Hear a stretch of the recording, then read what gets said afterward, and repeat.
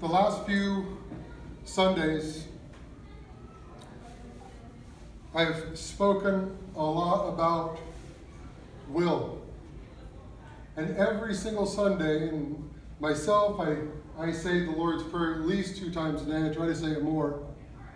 But the Lord's Prayer that we say every single Sunday, there's a sentence in that in which Jesus, when he is asked to teach the people to pray, one of the lines and one of the sentences that he says in the prayer is, "Thy will be done on earth as it is in heaven." Thy will be done. And I've spoken before at length about having 2 wills. That's what the word demonic means, right? That's the word in Greek is 2 wills, to divide. So we have a will that we try to walk on, and then we also try to walk at God's will. But when we try to walk in both of those wills, we often stray. We often find ourselves in places that we don't want to be. Now, when life gets hard, we often find ourselves in the midst of divorce, violence. We often find ourselves in the midst of hurricanes and fires and whatever else happens. We also find ourselves being betrayed by friends and whatever else. And it's hard to endure. But it's how we take our lives, it's how we live our lives in the midst of those trials that really make us who we are. And if we truly believe in what Jesus said, "Thy will be done," then no matter what happens in our lives, we should be living our life according to God's will. And a lot of times people say, "Oh, Father, how about that little 5-year-old that gets cancer and dies? And why did God allow this person to take a weapon and kill so many in a shooting? Or allow these kids to go into the schools, do the shooting? Why did God allow the hurricanes? Why does God allow the earthquakes and the fires? Why?" It's a hard question to ask. But as I said before, God is worried about our souls. It's how we deal with those things. It's how we face that adversity. And there's something that the Lord showed me was enduring God's will. Because God's will is often so hard to live by. We find it so challenging when there's so much strife going in our life. When there's so much pain and heartache. When we struggle with finances and we struggle with all these things to make ends meet. And we find ourselves either going down the path of the world and trying to do things on our own strength, or we find ourselves attempting to live by God's will. And those things that happen to us are so challenging to stay in God's will. Now, I'm not saying to you, I'm not going to tell you today that God willed that child, whoever it may be, to get cancer. I'm not saying that. And I'm not saying that it was God's will. And a lot of times our brothers and sisters in different churches often attribute and lay that before God's feet. That it was God's will for a hurricane to come along and sweep thousands of people off into the sea and kill them. That's not God's will. When Paul was sitting in prison, he wrote to his friend, he wrote to his colleague in Timothy, and he wrote this 2 letters to Timothy. And in part of that letter, Paul writes to Timothy and says, we need to good soldiers of Christ. We need to be good soldiers of Christ. And when people use us and betray us and persecute us and hurt us, and when they love money more than they do me, when they love more money, and he's talking about Jesus, when they love money more than that, and when they love their homes and everything else more, we have to be good soldiers of Christ and stay in God's will. We have to stay within the will of God. And I use the word endurance because living God's will is so hard. And oftentimes we do things that we believe is right, and oftentimes we find ourselves doing it for the wrong reason.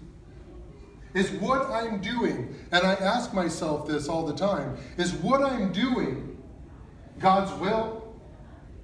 Or is it my wife's, or my friend's, or my church, or my kid? Is it my will being done, or God's?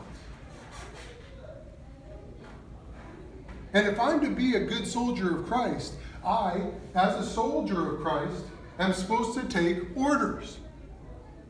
And in those orders, you are supposed to do it without question. And oftentimes, we find ourselves asking ourselves those two commandments, right? I'm going to love the Lord my God with all my heart, all my soul, and all my mind, and all my strength. And the second commandment is just as important, to love your neighbor as yourself. But oftentimes, we put that little word in between that, right? I'm going to love my neighbor as myself unless they ask me to forgive them. I'm going to love my neighbor as myself unless they move that fence from their yard. There's no unless in that. God's will, thy will be done on earth as it is in heaven, is what Jesus said, to forgive those 70 times 7. To have mercy, to love. And if somebody hurts you, know that it hurt Christ more. But if somebody hurts you, and my grandmother's words always ring true in my mind. My grandmother's words always come back into my mind when I hear her say, it doesn't matter what everybody else does, it matters what you do. So when that hurricane comes, I am going to live God's will. I'm going to try. And there should be, now, I'm going to try. It should be, I'm going to live God's will. When that setback comes and I lose my job, I'm going to live God's will. When that friend betrays me, I'm going to trust God and I'm going to live God's will.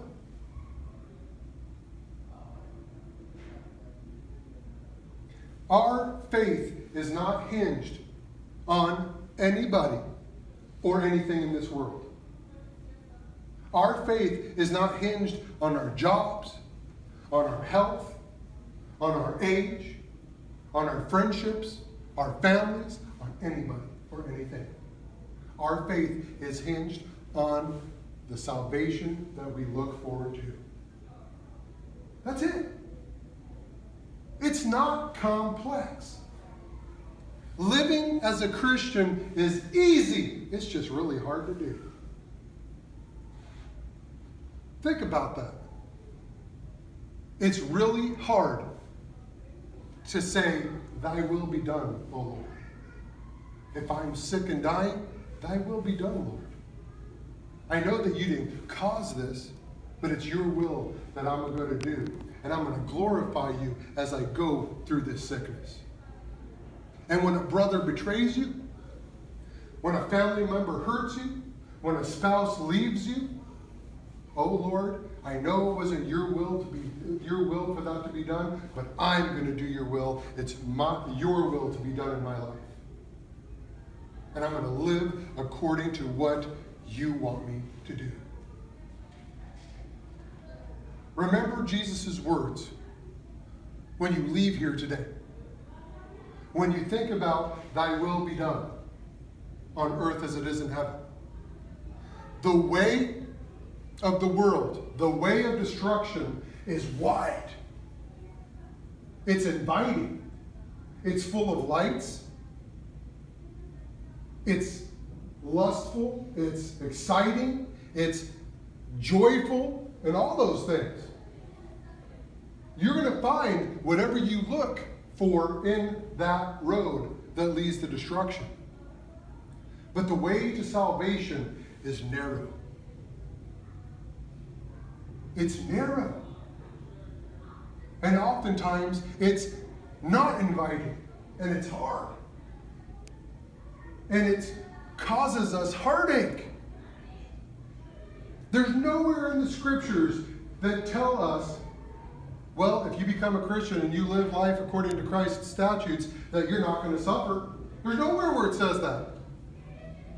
As a matter of fact, it says just the opposite. When you live your life as a Christian, expect that there's going to be suffering. Because the world hated Jesus before they hated us. So today, when we prepare ourselves to take communion, when we are reciting the Lord's Prayer, and you get to that line, thy will be done on earth as it is in heaven, think about everything around it as well, because it is a complete prayer. Jesus taught us that prayer. Right? Our Father, who art in heaven, hallowed be thy name. Thy kingdom come, thy will be done on earth as it is in heaven. Give us this day our daily bread, and forgive us our trespasses, as we forgive those who trespass against us. And lead us not into temptation, but deliver us from evil. What is that sentence? Another sentence in there? Right? Thy will be done. And one of the important things in there too, all of it's important. Forgive your brothers and sisters so that God will forgive you. And if you don't forgive people, God will not forgive. I promise you that. And if you are living that way, it's not in God's will. I promise you that as well.